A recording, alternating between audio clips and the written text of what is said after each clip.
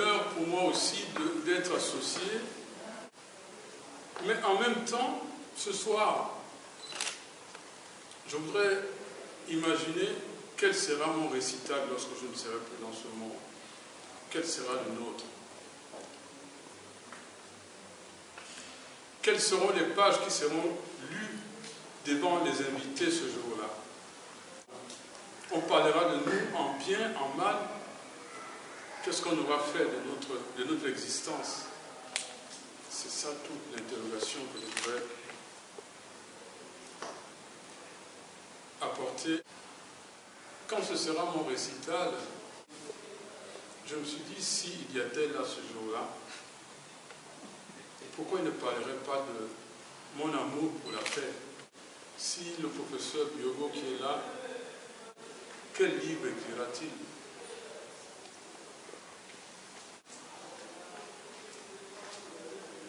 J'ai fait une expérience exceptionnelle à cause de l'amour du prochain. Pourtant, lorsque en 1948, ici, sur la place du Trocadéro, à l'hôtel du Chaillot, les nations libres s'étaient réunies et qu'ils avaient adopté la Déclaration universelle des droits de l'homme, il était question de liberté pour tous les peuples. Et cette promesse, pour moi, je constatais que l'Afrique était oubliée dans l'accomplissement de cette promesse. Pourtant, cette promesse a fait le tour du monde, a traversé les océans, les continents, mais l'Africain reste toujours considéré comme un sous-homme. Tout se décide sur nos têtes. En effet, je me suis dit, je dois descendre dans les régions inférieures de la vie. Je dois porter le fardeau d'abord de mon pays, je dois porter le fardeau de mon continent. Et je suis descendu dans la vallée de la souffrance. Et là, j'étais tout seul. Je bénis Dieu parce qu'il m'a amené au sommet de la montagne pour voir la gloire de l'Afrique qui vient, la nouvelle Afrique que nous devons bâtir. Cette Afrique qui doit contribuer à un monde meilleur. Nous ne pouvons pas laisser les autres écrire notre histoire. Nous devons l'écrire nous-mêmes. Mais, comment devons-nous l'écrire? Est-ce par la violence? Est-ce par la haine? Est-ce par la vengeance? Toute la question est là. Mais pour vous qui êtes ici cet après-midi, écrivons notre histoire après le passage de la violence. Écrivons notre histoire après les ruines de la guerre. Écrivons notre histoire après la tempête de la haine. Nous le pouvons.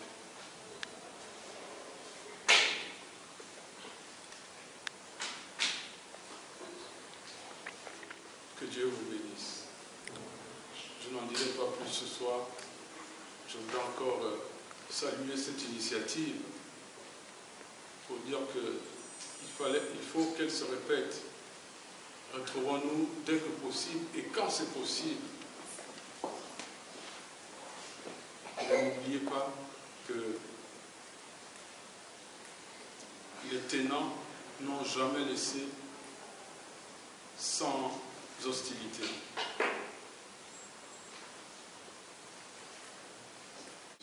Changeons de méthode. Nous devons changer de méthode. Changeons l'approche de ce combat. En fait, la finalité, c'est quoi? La finalité, c'est que chacun vive une vie accomplie. Que chacun jouisse de son espace et qu'il partage ce qu'il y a de meilleur avec son voisin.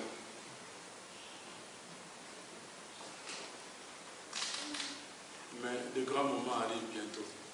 Je voulais juste vous dire, de grands bouleversements arrivent dans le monde. Soyez avertis. Et soyez prêts. Est-ce que vous êtes prêts pour traverser le grand chamboulement qui pointe à l'horizon? Soyez prêts. Chacun de nous a été plus ou moins enseigné. Chacun de nous est plus ou moins au courant Et c'est quoi faire, mais soyons prêts, des grands chamboulements à aller, et la voix de l'Afrique sera au chapitre. Que Dieu vous bénisse. Paix et